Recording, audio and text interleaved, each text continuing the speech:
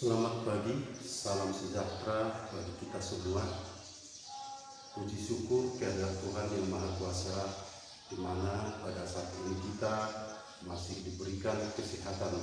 Kita bisa bertemu dalam acara pemaparan maklumat pelayanan sekolah di Kabupaten Tapanuli Utara. Sebelumnya, saya perkenalkan diri saya. Nama saya Jusri Lumban Gaul, Kepala SMP Negeri 3 Parmenangan. Saya akan menyampaikan maklumat pelayanan sekolah di SMP Negeri 3 Parmenangan. SMP Negeri 3 Parmenangan berada di Desa Petajulu yang jauh dari pusat ibu kota Kabupaten Tapanuli Utara. SMP Negeri 3 Parmenangan mempunyai visi beriman, berbudi luhur, berprestasi, dan berjiwa mandiri dengan misi yang pertama, meningkatkan keimanan dan ketakwaan kepada Tuhan Yang Maha Esa melalui penanaman budi pekerti dan program kegiatan keagamaan. Yang kedua, mewujudkan pelaksanaan pembelajaran aktif, inovatif, kreatif, efektif, dan menyenangkan. Yang ketiga, meningkatkan prestasi akademik dan non-akademik. Keempat, meningkatkan sikap kejujuran, disiplin, peduli, santun, percaya diri dalam berinteraksi dengan lingkungan sosial. Kelima, mewujudkan karakter warga sekolah yang berbudi pekerti luhur, bersih dari narkoba. Keenam, mewujudkan kondisi lingkungan sekolah yang bersih, asri, dan nyaman untuk mencegah pencemaran dan kerusakan lingkungan. Kemudian saya akan menyampaikan maklumat pelayanan sekolah. Maklumat pelayanan sekolah ini adalah pernyataan secara tertulis yang berisi komitmen dan janji dari pihak sekolah sebagai penyelenggara pendidikan kepada masyarakat, siswa, serta orang tua. Maklumat ini menjamin bahwa pelayanan yang diberikan akan sesuai dengan standar yang telah ditetapkan. Selain daripada komitmen dan janji dari pihak sekolah kepada masyarakat, siswa, serta orang tua, kepala sekolah tidak serta-merta hanya menjadi pemimpin, tetapi kepala sekolah menurut Permendikbud mempunyai tugas pokok sebagai manajer, supervisor, dan administrator. Adapun jenis layanan yang diberikan di SMP Negeri 3 Parmenangan adalah layanan pembelajaran, kegiatan belajar di kelas, praktikum, dan pembelajaran berbasis proyek, layanan bimbingan dan konseling. Ini untuk membantu siswa dalam mengatasi masalah pribadi, sosial, belajar, dan perencanaan karir. Kemudian layanan perpustakaan. SMP Negeri 3 Parmenangan berkomitmen menyediakan buku, jurnal, dan sumber belajar lainnya untuk mendukung kegiatan akademik. Kemudian layanan UKS untuk memberikan pertolongan pertama dan edukasi kesehatan dan pembinaan hidup sehat di sekolah. Kemudian layanan administrasi, mengurus pendaftaran siswa, surat menyurat, rapor, dan dokumen akademik lainnya. Layanan ekstrakurikuler, menyediakan kegiatan di luar jam pelajaran seperti olahraga, seni, pramuka, dan organisasi siswa untuk mengembangkan bakat dan minat. Layanan keamanan dan kebersihan, menjaga lingkungan sekolah tetap nyaman dan bersih. Kemudian hak pengguna layanan. Pertama, mendapatkan layanan pendidikan yang berkualitas. Kedua, mendapatkan perlakuan yang adil tanpa diskriminasi. Ketiga, menggunakan fasilitas sekolah sesuai ketentuan. Keempat, memperoleh informasi yang jelas mengenai layanan sekolah. Kelima, menyampaikan saran, pendapat, atau keluhan terkait layanan. Kewajiban pengguna layanan. Yang pertama, mematuhi tata tertib dan peraturan sekolah. Kedua, menghormati guru. tenaga kependidikan, dan sesama siswa. Ketiga, menjaga kebersihan, keamanan, dan ketertiban sekolah. Keempat, menggunakan fasilitas sekolah dengan baik dan bertanggung jawab. Kelima, mengikuti kegiatan pembelajaran serta memenuhi tugas dan kewajiban akademik. Dan yang keenam, menjaga nama baik sekolah dan bersikap sopan dalam setiap kegiatan.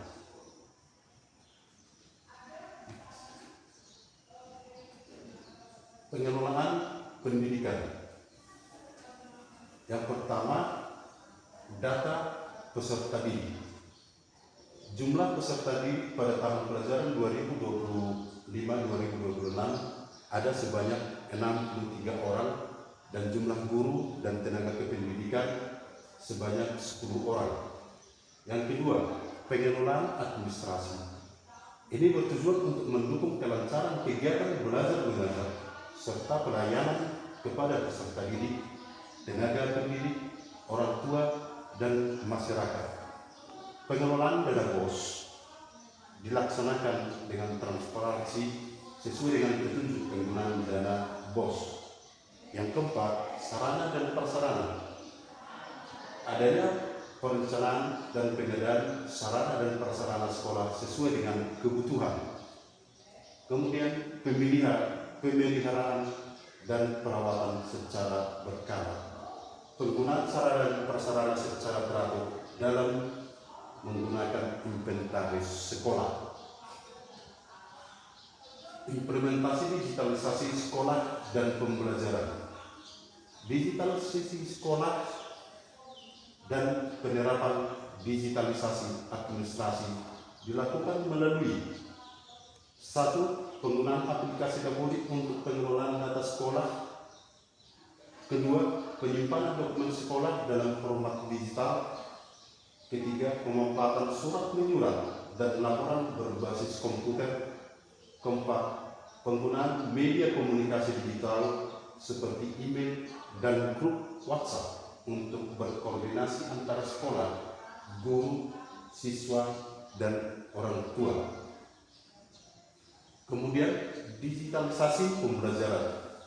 Dalam proses pembelajaran, guru memanfaatkan teknologi digital melalui: 1. Penggunaan laptop dan proyektor saat kegiatan belajar mengajar.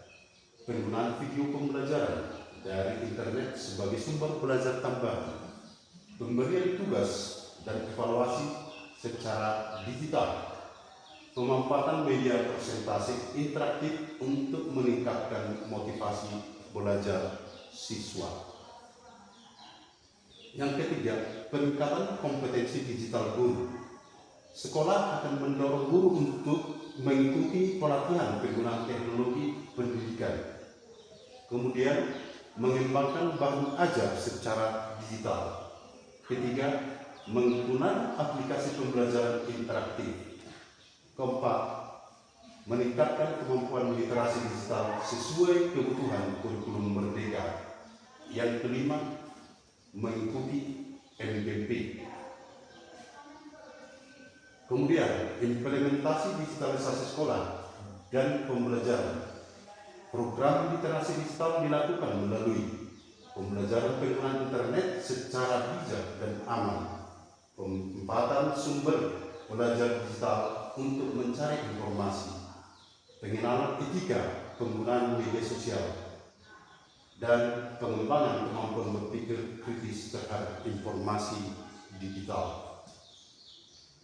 Program unggulan sekolah. Yang pertama, program literasi dan numerasi. Kemudian Kamis Budaya dan ekstra kurikuler OSN, olahraga dan kepramukaan. Kemudian Sabtu berakhlak. Adapun program unggulan yang berikut adalah ini mengenai program Saikapayas, di mana Saikapayas ini adalah merupakan program pendidikan karakter yang bertujuan untuk membiasakan siswa untuk meningkatkan kesadaran dan kepedulian masyarakat peserta didik terhadap pentingnya menjaga kebersihan, untuk menciptakan lingkungan yang bersih, sehat, aman, dan nyaman. Kemudian membentuk kebiasaan hidup bersih dan sehat dalam kehidupan sehari-hari, mengurangi pencemaran lingkungan melalui pengelolaan sampah yang baik, mendorong budaya gotong royong dan kerjasama dalam menjaga lingkungan, mendukung terciptanya sekolah yang sehat dan lingkungan masyarakat yang berkualitas, dan menumbuhkan rasa tanggung jawab terhadap kelestarian lingkungan. Adapun kegiatan program CKTS itu yang sudah kami laksanakan adalah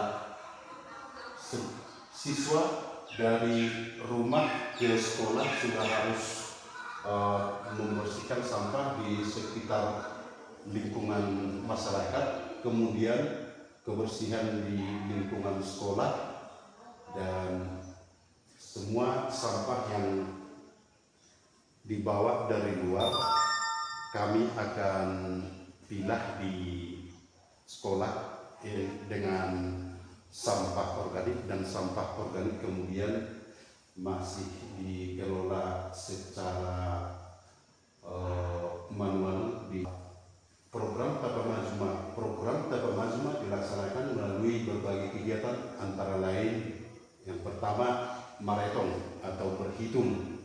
Ini berupa latihan numerasi setiap minggu dengan kuis dan permainan matematika. Kemudian pemanfaatan aplikasi digital untuk latihan numerasi.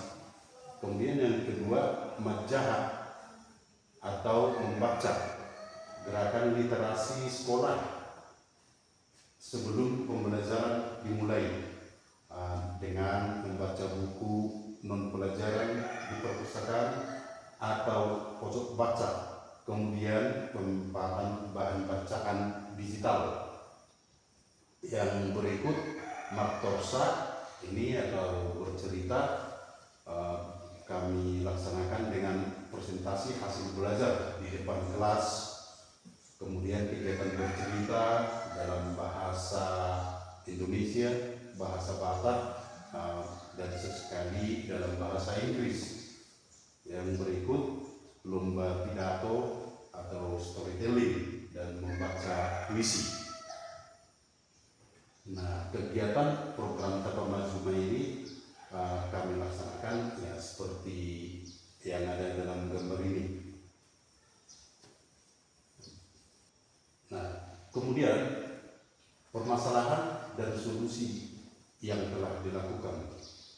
Nah, dalam melaksanakan program-program yang sudah saya sampaikan di depan tadi, ada masalah yang ditemui di SMP 3 Pamulangan, yaitu kurangnya minat peserta didik untuk mengikuti seleksi ke sekolah unggulan, kurangnya minat peserta didik mengikuti lomba OSN Olimpiade dengan alasan ekonomi orang tua yang kurang mendukung. Namun kami sudah mencoba mencari solusi dengan memberi pemahaman pada orang tua agar mendukung peserta didik dalam berkompetisi untuk membentuk keberanian bertanding dan berkompetisi dan mengasah kemampuan. Kemudian evaluasi dan capaian kinerja sekolah. Pertama, kompetensi manajerial, menyusun RKT dan RKJM, pengelolaan guru, tenaga pendidik dan kependidikan, kemudian pengelolaan sarana prasarana, kompetensi supervisi akademik dan tindak lanjut. Ketiga, kompetensi kewirausahaan, menciptakan program-program baru yang mendukung kemajuan sekolah dan pengembangan sekolah. Keempat, kompetensi kepribadian, menjadi teladan bagi warga sekolah.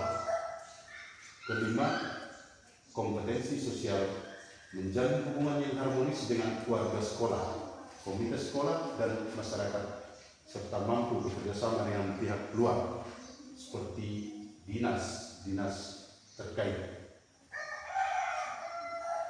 Rencana tindak lanjut.